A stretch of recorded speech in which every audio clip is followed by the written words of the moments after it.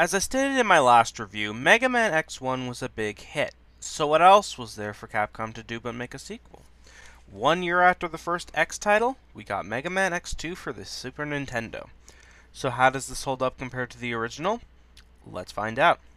Mega Man X2 takes place 6 months after the events of the last game, and the Maverick Hunters have managed to locate the remaining Mavericks, thanks to Dr. Kane, to an abandoned factory. After beating the first boss, we get introduced to our recurring enemies of the game. These are the X Hunters. What's their job? Destroy X. So on to the Mavericks, and this is where it goes downhill. While I do like that some of them aren't animals, they aren't that interesting as either Mavericks or bosses.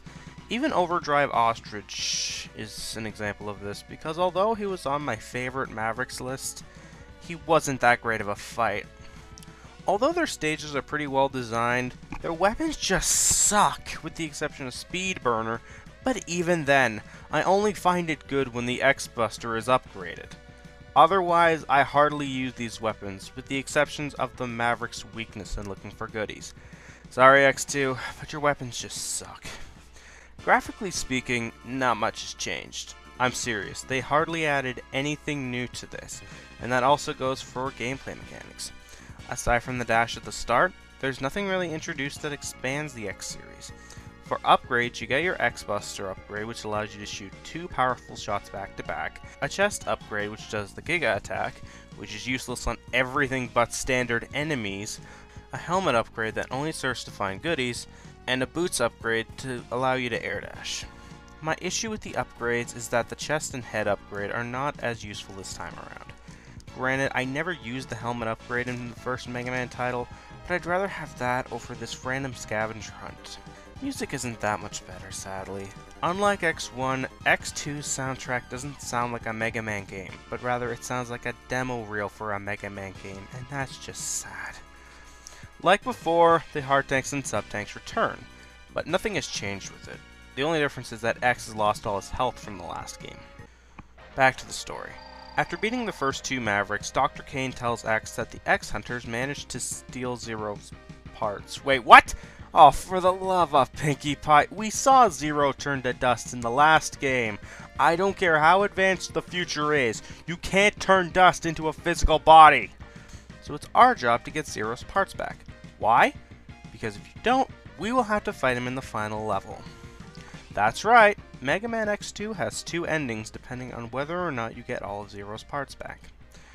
Luckily, the in-game map shows the locations of the X-Hunters, except you can only find them in hidden locations. The helmet upgrade doesn't help with that, by the way. Have fun!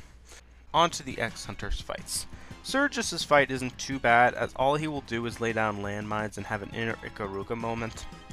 Agile isn't too bad either, but he's cheap with his speed and sword strikes, and then... Violin is the worst of the X-Hunters to fight. If it's not his piss attack, it's the goddamn spike ball he launches. This thing hurts like a bitch, and from my playthrough, he uses it all the damn time. When you go to the X-Hunter Castle, my advice, get all 8 heart tanks. It will save you from many game overs to this guy.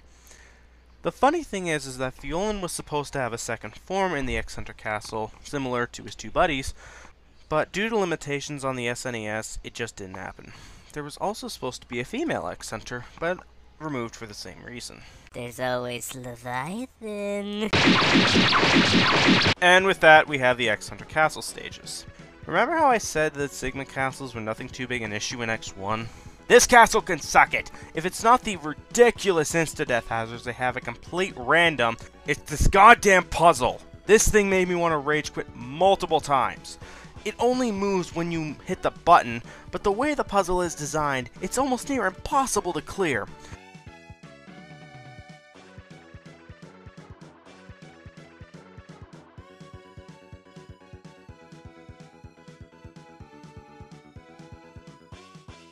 I spent hours trying to get past all these parts.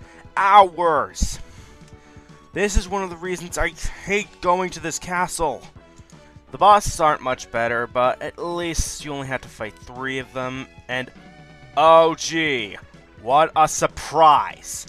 Seriously, Sigma, you're starting to act like Dr. Wily. After our boss rush, we fight either Zero, if you didn't get all the parts, or we go to fight Sigma. His first form is friggin' cheap, either due to his speed or how much damage his claws do, and his second form is freaking pathetic. Let me ask you a question. What final boss gives you health? So after beating Sigma, he gives off this. Wait. Dr. Kane didn't create Zero? Well, who did? And with the credits rolling, that was Mega Man X2. What a disappointing sequel. Besides not expanding from the original game like a sequel's supposed to do, everything else was handled poorly. This feels more like an expansion pack to the first X game than a sequel. Regardless, this is a game I could not recommend, even for a first-timer who doesn't care about spoilers. I may hate Mega Man X5, but at least it tried something new to the series, even if I do hate it. I have no issue with saying now that Mega Man X2 is the worst Mega Man X game I have ever played. Congrats X5, you're no longer the worst in my opinion.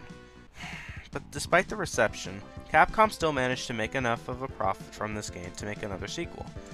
So tune in next time for my review of the final Mega Man X game on the SNES, Mega Man X3. See you next time.